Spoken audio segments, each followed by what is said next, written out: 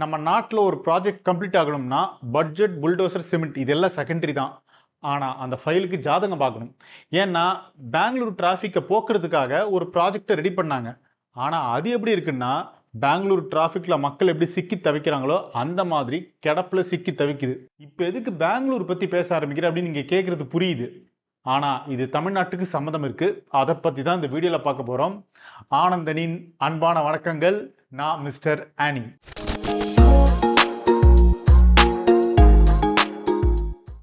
பெங்களூருக்காக STRRனு சொல்லப்படுற satellite town ring road project ஒன்று நடந்துட்டு இருக்கு. அது பெங்களூர் சிட்டியே மாற்றி அமைக்கிற பெரிய இன்ஃப்ரா ப்ராஜெக்ட். அதோடைய சிம்பிள் கான்செப்ட் என்னன்னா, இந்த ஹைவேஸ்லேருந்து வர்ற பெரிய பெரிய வெஹிக்கிள்ஸ் சிட்டிக்குள்ள நுழையாம தனியாக ஒரு ரிங் ரோடுக்குள்ள போகணும்.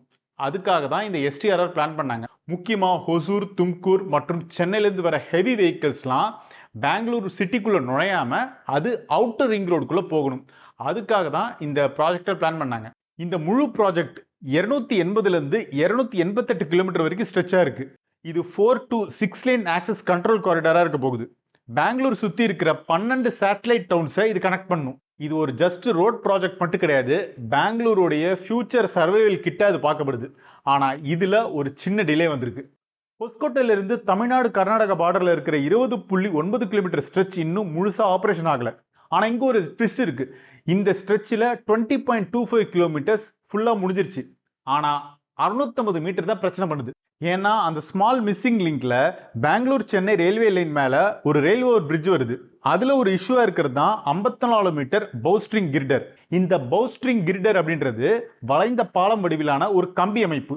மேல ஒரு வளைந்த ஆர்ச் இருக்கும், கீழே நேரா டைபீம் இருக்கும். அதாவது மேல இருக்கிற வளைவும் கீழே இருக்கிற கம்பியும் சேர்ந்து பாலம் போல சுமையை தாங்கும். ரோடு ஆல்மோஸ்ட் முடிஞ்சிருச்சு. பிரிட்ஜும் ஸ்ட்ரக்சர்லாம் ஃபேப்ரிகேட் பண்ணிட்டாங்க. ஆனால் ப்ராப்பரான கிளியரன்ஸ் கிடைக்கல. அந்த 650 மீட்டர் பிரச்சனை பண்ணிட்டு இருக்கு. இந்த பிரச்சனை ஃபுல்லாகவே railway approvals, technical clearance, launch பெர்மிஷன்ஸ்ல தான் இருக்கு. இந்த கிரிடரை ரயில்வே லைன் மேலே லான்ச் பண்ணணும்னா அது ஜஸ்ட் கிரேன் கொண்டு தூக்கி வச்சிடுற மாதிரி சிம்பிள் ப்ராசஸ் கிடையாது.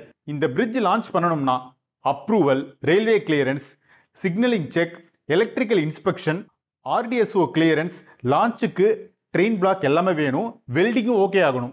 அதுக்கப்புறமா ஃபைனல் லான்ச்சுக்கு ரயில்வே டிராஃபிக் பிளாக் பெர்மிஷன் தேவைப்படுது.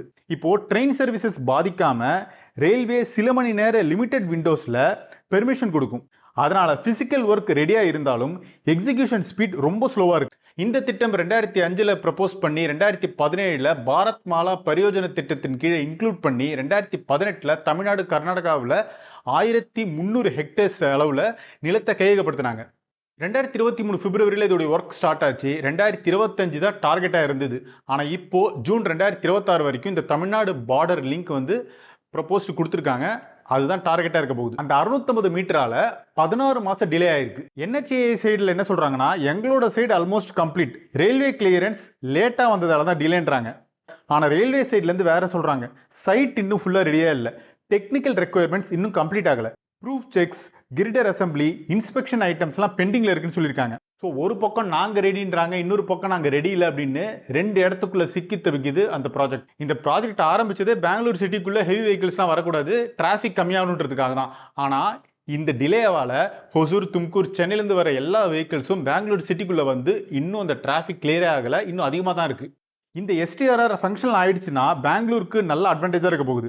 ஹெவி ட்ரக் வெஹிக்கிள்ஸ் சிட்டிக்குள்ள குறையும், ஃப்ரைட் மூவ்மெண்ட் ஃபாஸ்டர் ஆகும், சேட்டலைட் டவுன்ஸ் கனெக்டிவிட்டி இம்ப்ரூவ் ஆகும், இன்டர்ஸ்டேட் டிரான்ஸ்போர்ட் ஸ்மூத் ஆகும், பெங்களூர் சென்னை காரிடாருக்கு சப்போர்ட் கிடைக்கும், ஃபியூச்சர் லாஜிஸ்டிக்ஸ் மற்றும் இண்டஸ்ட்ரியல் மூவ்மெண்ட்டுக்கு பூஸ்டா இருக்கும். இது பெங்களூருடைய ஈஸ்டர்ன் சைடில் இருக்கிற டிலே. பெங்களூர் வெஸ்ட்லையும் இதே டிலே தான் போயிட்டு இருக்கு. அங்கேயும் இந்த மாதிரியான பிரச்சனைகள் நடந்துட்டு தான் இருக்கு. ஃபைனல் ரயில்வே கிளியரன்ஸ் கிடைச்சிட்டா தமிழ்நாடு கர்நாடகா பார்டர்ல இருக்கிற அந்த டிராஃபிக் குறையும். முக்கியமா ஹொசூர்ல ஒரு டிராஃபிக் ஜாம் ஆகும் பாருங்க, அது குறையும். ஸோ ஃபைனலா சொல்லணும்னா, ரோடு கட்டுறதுக்கு கான்கிரீட் மட்டும் போதாது, கோஆர்டினேஷன் தேவைப்படுது. இன்ஃப்ராஸ்ட்ரக்சருக்கு மணி மட்டும் போதாது, கொஞ்சம் ஸ்பீடும் தேவைப்படுது. ஸோ நம்ம நாட்டில் ரோடு கட்டுறதை விட இந்த ஃபைல் மூவ் பண்ணுறது தான் கொஞ்சம் காஸ்ட்லியாக இருக்கும் போல. இதை பற்றி உங்கள் கருத்துக்களை கமெண்ட் செக்ஷனில் சொல்லுங்கள். நீங்கள் பெங்களூரை சேர்ந்தவராக இருந்தால் எந்த ஏரியான்னு கமெண்ட்ஸில் மென்ஷன் பண்ணுங்கள். இதை நீங்கள் பார்த்துருப்பீங்க. இந்த ப்ராஜெக்டை உங்களுடைய கருத்தை பதிவு பண்ணலாம். நம்ம தொடர்ந்து பேசுவோம். மறக்காமல் சப்ஸ்கிரைப் பண்ணிடுங்க.